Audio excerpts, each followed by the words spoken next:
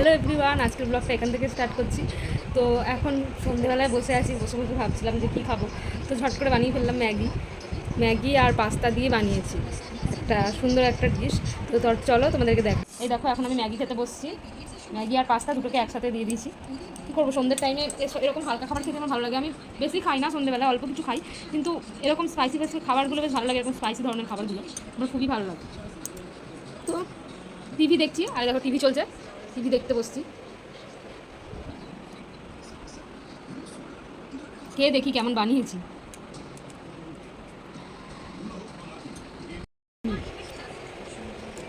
ভালোই লাগছে কিন্তু ম্যাগি আর পাস্তা একসাথে। আমি এরকমভাবে কখনো খাইনি, আজকে বানালাম, ইচ্ছে হলো, দেখলাম কেমন লাগে। খারাপ লাগছে না, ভালো লাগছে।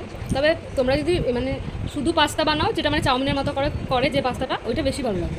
এবারে যদি চটজলদি যদি বানাতে চাও তাহলে এইভাবে বানাতে পারো, ভালো লাগবে। তো চলো খেয়ে নিই, তারপর আবার কথা হচ্ছে।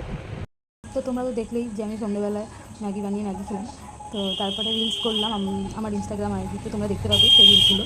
তারপরে আমার ইউটিউব চ্যানেলে কিছু শর্টস বানালাম। তো এইসব ভিডিও করে এখন আমি বাইরে এসে বসছি, গরম লাগছে, ব্যালকনিতে বসছি। এখন কটা বাজে? এখন বাজে 9:44।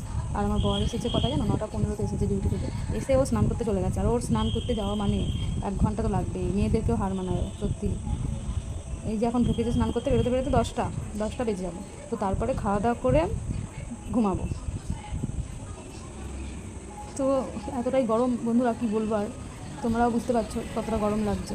বাইরের হাওয়াটা, তো আমার এই বাইরের হাওয়াটা দারুণ লাগে, বিশেষ করে এত সুন্দর গাছপালা যেখানে থাকে।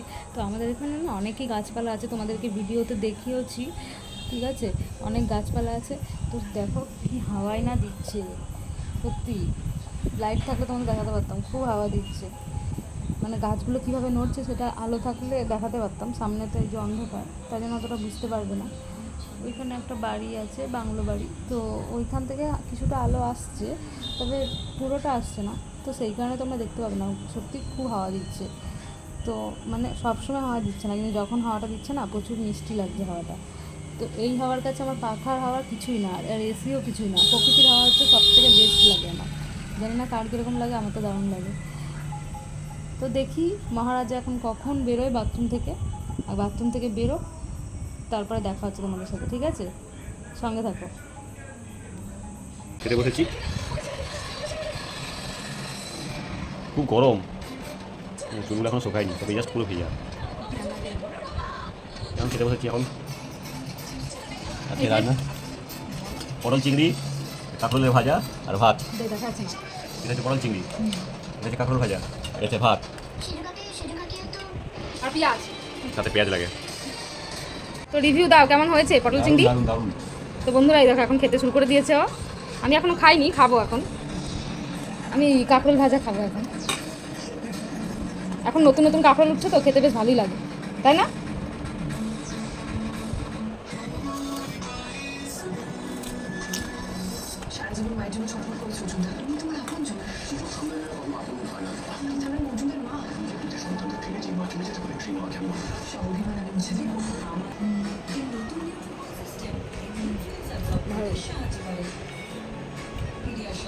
অনেকটা রাত হয়ে গেছে, এখন কটা বাজে? 10টা 19 বেজে গেছে।